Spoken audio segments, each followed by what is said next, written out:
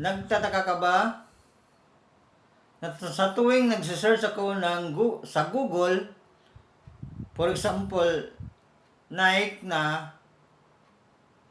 shoes, at pagkatapos nagbukas ako ng Facebook account ko, ay biglang lumabas yung ads ng Facebook, ads ng Lazada, tungkol sa Nike shoes na hilig ko. Ang tanong ko, paano kaya tanggalin ang mga koneksyon nila?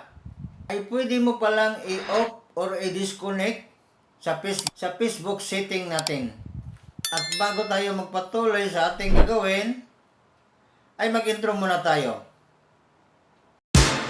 Hey, take a look at me, I got eyes on you. I see every move you make. Hello everyone! Welcome back to my YouTube channel, Dabjar Vlogs.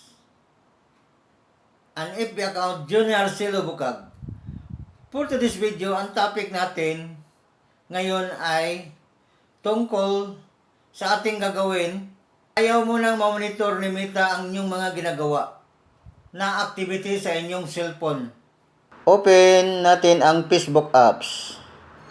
And then pagkatapos, itap natin ang profile icon. And then pagkatapos na-tap natin ang profile icon, itap natin ang gear icon. At pagkatapos, dito na tayo sa setting and privacy, sa loob ng setting and privacy. At scroll tayo pataas. At hanapin natin ang off Facebook activity. Yan, ito.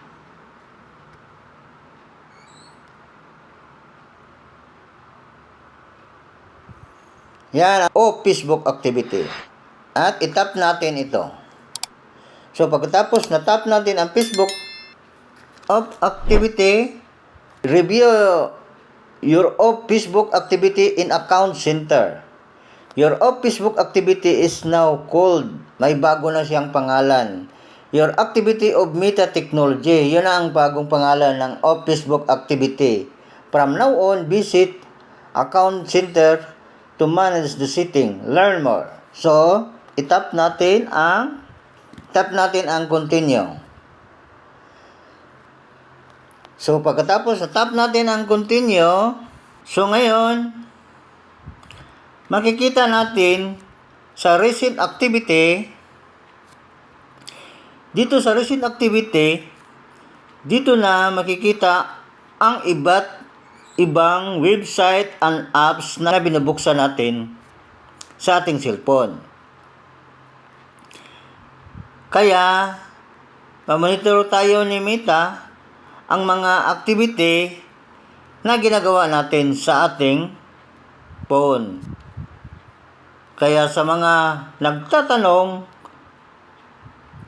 kung bakit or paano mamonitor ni Meta ang mga activity natin sa ating cellphone.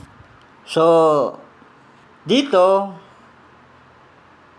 what is your activity of Meta Technology? Nagbibigay ng information that business and organization send to us about yung interaction with them. Sila ang nagbibigay ng information sa website and apps na binubuksan natin. Kaya nalalaman ni Meta kung saan tayo interesado. How did we receive your activity when you visit a website or use an app? Business or organization can send information about your activity to us by using our business tools. Tulad ko, nagsisearch ako ng Nike shoes na hilig ko.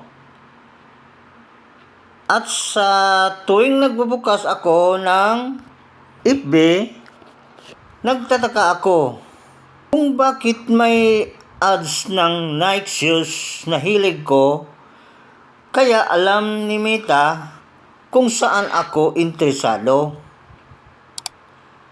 Kaya yun ang binigay na ads sa akin. How is your activity secure. We don't sell your information to anyone.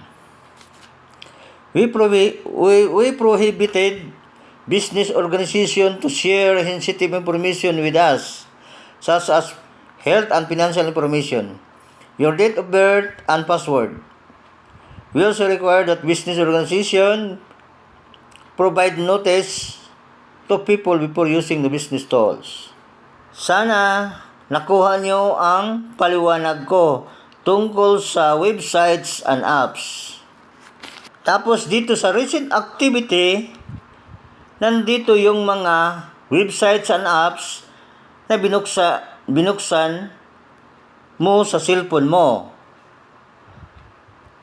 Pero bago natin i-open ang recent activity, kailangan muna i-enter natin ang ating password. Enter password, then continue. At ngayon, your activity. At ngayon, dito mo makikita lahat ng mga websites and apps na binuksan mo sa CP mo. Silang lahat, ang nakikita mo, ang nagbibigay ng information and interaction sa mga ginagawa mo, ang mga apps and website na mga yan. Kaya alam ni Meta kung saan ka interested.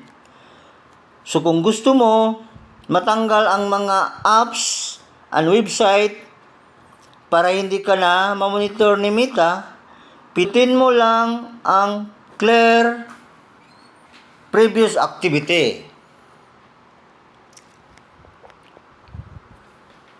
Tapos piliin mo din ang previous account mo, din sa ibaba pindutin ang previous activity.